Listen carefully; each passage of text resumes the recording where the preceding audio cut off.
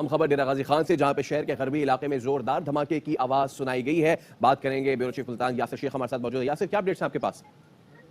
जी देखिए कि ये एक बड़ी खौफनाक किस्म की आवाज जो कि शहर और उसके मजाफती एरियो में कई कई किलोमीटर दूर तक सुनाई दी गई है और दरो दीवार जो है इमारतों के लरज उठे हैं। ताहम अभी तक इस बात की ना तो तस्दीक की जा सकी है कि धमाका किस नौयत का है और किस मकाम पे हुआ है। पाकिस्तान का इलाका डेरा गाजी खान, उससे उसकी बात करने से पहले हम आपसे बात ये करेंगे, सोशल मीडिया की बात करेंगे। मैं अपनी ट्विटर अकाउंट की बात करूंगी और वो ये कि जी मैंने एक ट्वीट लगाई थी आज। जी हाँ, मैंने आज ट्विटर पे एक, ये आप लोगों ने देखी होगी यकीनन, ये ट्वीट मैंने लगाई थी और इसमें यही बताया गया था कि पाकिस्तान ने जो है वो न्यूक्लियर मिसाइल शाहीन 3 का एक्सपेरिमेंट या उसका टेस्ट करने की आज सोचा था और किया जा रहा था और उसमें कुछ गड़बड़ हो गई, कुछ गलत हो गया, जिसकी वजह से एक काफी हमें जो है बहुत तेज किस्म का जो है वो ब्लास्ट की आवाज जो है वो सुनने को मिली और इसके साथ ही ये कहा गया कि जी कुछ लोगों का नुकसान भी हुआ है और कई तरह की बातें की गई, जिसमें ये भी कहा गया कि ये जो साउंड थी या ये जो ब्लास्ट था उसकी आवाज तकरीबन 50 किलोमीटर दूर तक सुनाई दी गई। सुपर पावर हम है, न्यूक्लियर पावर हम है, लेकिन मौजूदा कंडीशंस के अंदर, मौजूदा सूरत हाल के अंदर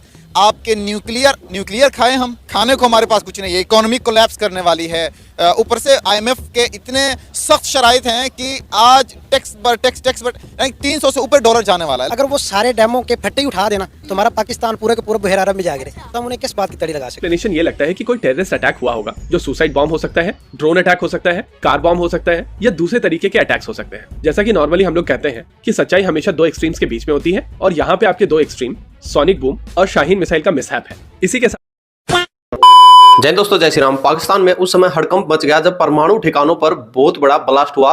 जो पाकिस्तान के परमाणु हथियार जहां पर रखे हुए हैं, डेरा गाजी खान उस जगह का नाम है, वहां पर एक बहुत बड़ा ब्लास्ट हुआ है और वो 50 किलोमीटर तक सुना गया है। पाकिस्तान के हैं जो अफसर कह रहे हैं कि ये फाइटर जेट का साउंड बैरियर टूटने की आवाज है, जबकि साउंड बैरियर की 50 किलोमीटर तक की आवाज नहीं जाती।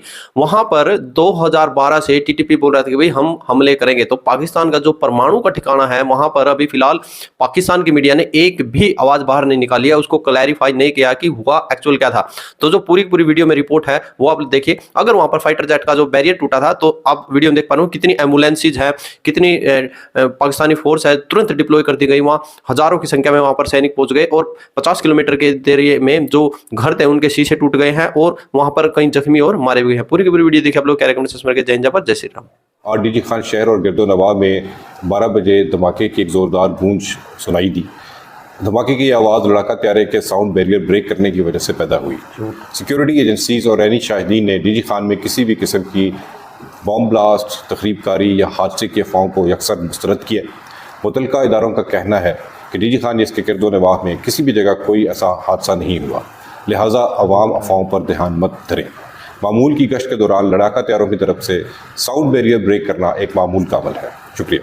और इसके बाद एक हंगामा हो गया, कई लोग एक दूसरे से बात कर रहे थे, बहुत से लोग जो है एक दूसरे से पूछ-गछ भी रहे थे कि क्या हुआ है और असल बात क्या है। मैंने भी कोशिश की इस न्यूज़ को लेने की और मुझे बताया गया, यानी एक लोकल जो वहाँ पे जर्नलिस्ट है उन्होंने मुझे ये बताया कि जी ये कोई मिसाइल, न्यूक्लियर मिसाइल था जिसका नाम है शाहीन 3 और उसका टेस्ट कर रहे थे और उस दौरान जो है ये इंसिडेंट हुआ है और इस वजह से जो है एक तेज आवाज या ब्लास्ट समझ लीजिए कि उसको सुना गया और फिर एक हंगामा था सोशल मीडिया पे, सब लोग पूछ-गछ रहे थे। मैंने भी ये ट्वीट लगाई, लेकिन उसके कुछ देर के बाद ही जो है ना सिर्फ ये कि मेरी ट्वीट के नीचे कई लोगों ने वहां पर लिखा कि जी ये फेक न्यूज़ है और ये उस किस्म की बातें हो रही थी। साथ-साथ जो पाकिस्तानी दोस्त हैं जिनका ताल्लुक जर्नलिज्म से है या जो मीडिया के लोग हैं उनके भी मुझे मैसेजेस आए कि ये फेक न्यूज़ है। खैर मैंने वो ट्वीट डिलीट कर दी। वैसे मेरा ख्याल है मुझे ट्वीट डिलीट नहीं करनी चाहिए थी, लेकिन बहरहाल मैंने वो ट्वीट डिलीट कर दी सोच के कि ऐसा नहीं कि मेरी तरफ से कोई फेक न्यूज़ चली जाए, तो मैंने वो ट्वीट डिलीट कर दी। उसके बाद जी पता ये लगा, जब मैंने आपको दिखाई मैंने ये ट्वीट डिलीट कर दी, उसके बाद जी कहा ये गया कि जी ये असल में कोई एयरफोर्स जेट का कोई बैरियर है जो टूटा है जिसकी वजह से साउंड हुई है।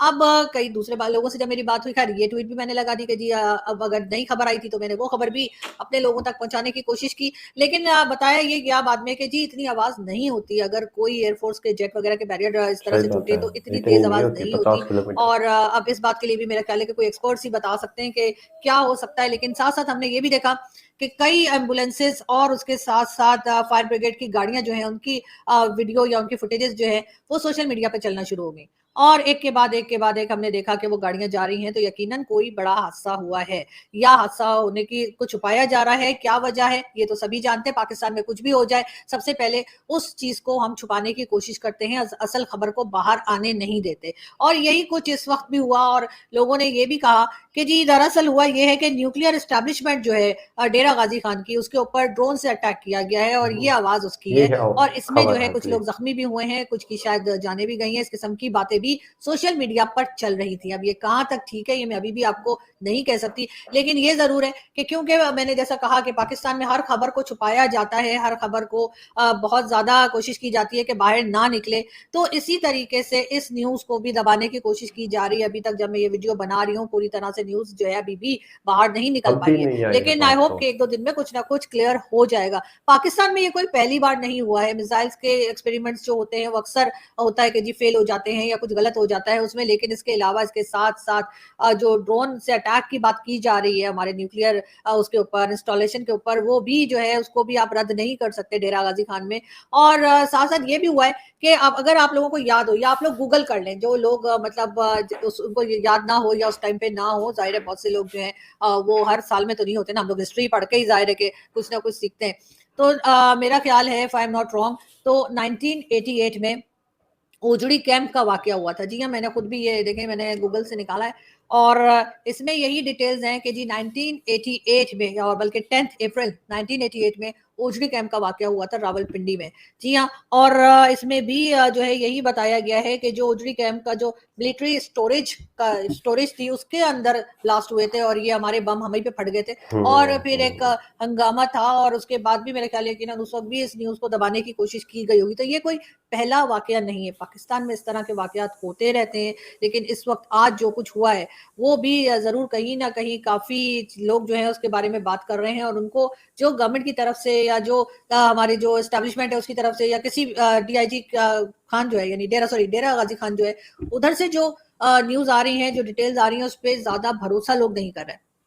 लोगों को पहली वाली न्यूज पे ही ज्यादा भरोसा है कि शायद कोई मिसाइल एक्सपेरिमेंट जो था वो करने जा रहा था पाकिस्तान और वो सही नहीं हो पाया। कुछ लोगों के का ये भी ख्याल है कि हो सकता है कि जो ड्रोन अटैक की बात की जा रही है शायद वो भी हो सकती है।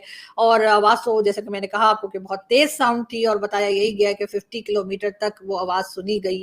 देखिए अब जो पाकिस्तान के देखिए क्या होता है कि पाकिस्तान में ऐसे धमाके होते रहते हैं और जब अब पाकिस्तान एक बहुत ही अशांत देश के नाम पर घोषित हो चुका है तो वहां पर जो जितने पाकिस्तानी है एक तरह से भाई पानी पोचा लिपापोती करने की कोशिश कर रहे हैं, फिलहाल वो हो नहीं रहा है। और जो इनके जो डीजी खान है वहां के कमिश्नर, उसने बोला है कि भाई जो साउंड बैरियर टूटा था, तो साउंड बैरियर टूटता है जो इसके सुपरसोनिक रफ्तार से होती है, जबकि स्पेस में ध्वनि की रफ्तार 332 प्रति सेकंड होती है, जब कोई 332 मीटर प्रति सेकंड की रफ्तार से ज्यादा रफ्तार से चलती है, यानी कि भाई ध्वनि की रफ्तार तो 332 हो, उससे ज्यादा रफ्तार से कोई भी चीज निकलती है तो सुपरसोनिक उसको कहा जाता है।